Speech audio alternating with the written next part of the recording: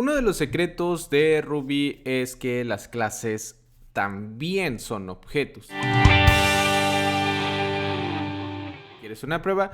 Definamos una clase. A este archivo lo vamos a llamar métodos de clase.ruby. Vamos a definir una clase. Soy objeto, lo juro. Vamos a darle aquí en y listo.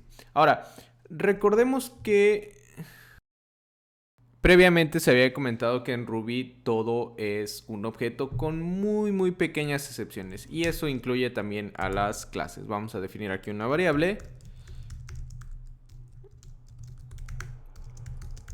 Ahí está.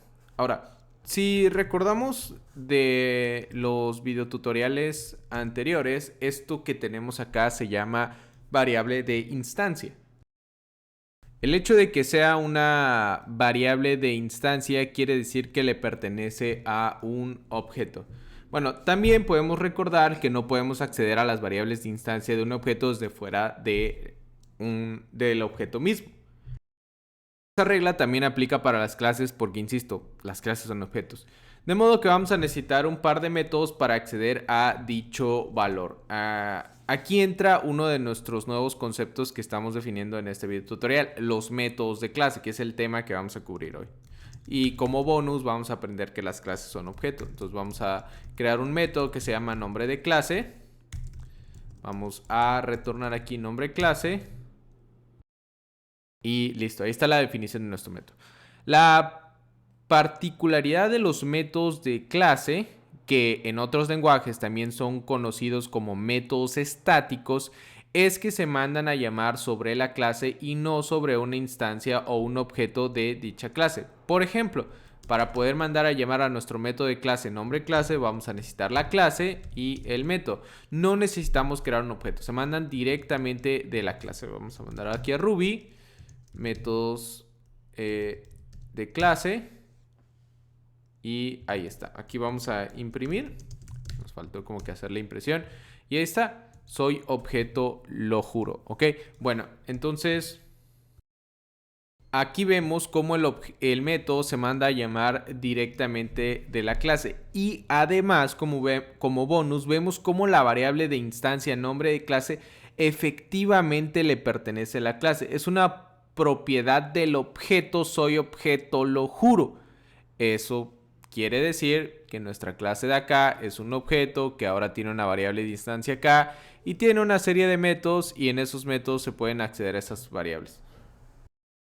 Ahora cambiemos un poquito las cosas. Vamos ahora a definir un setter. Entonces vamos a darle self nombre clase, que recibe una variable nombre clase y se la asigna a la variable de entorno, la variable de instancia, y ahí está. Ahora vamos a cambiar esa variable por otra cosa,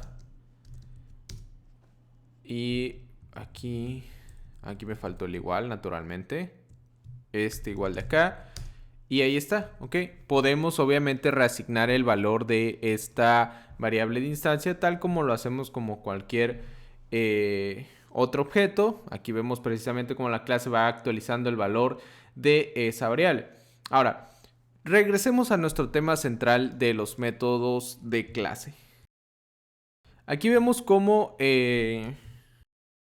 la particularidad que los distingue de los métodos que le pertenecen al objeto es que antes de ellos hay una referencia a self. Este self es el objeto de la clase. Por eso es que cuando ponemos self y luego un nombre para un método, el método le pertenece a la clase. Otra forma en como también podemos definir métodos de clase es la siguiente: class, self, end. Pegamos todo eso y aquí ya no tenemos que definir self punto, solo los nombres de la clase, pero siempre y cuando estén entre esta sintaxis rara: class, espacio, menor que, espacio, self.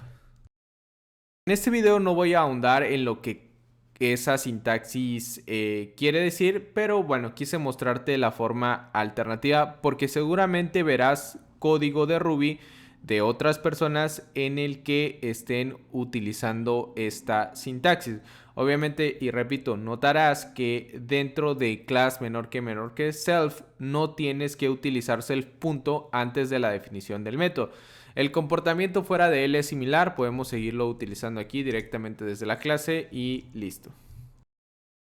Si te preguntas ¿cuándo debo utilizar o definir métodos de clase? La respuesta es úsalos cuando la funcionalidad que estás escribiendo no le pertenece a ninguna instancia o a ningún objeto. Un claro ejemplo son los métodos que se ejecutan sobre el Active Record de Rails. Por ejemplo, digamos que tenemos un modelo usuario y podemos hacer cosas como user.find, ¿ok?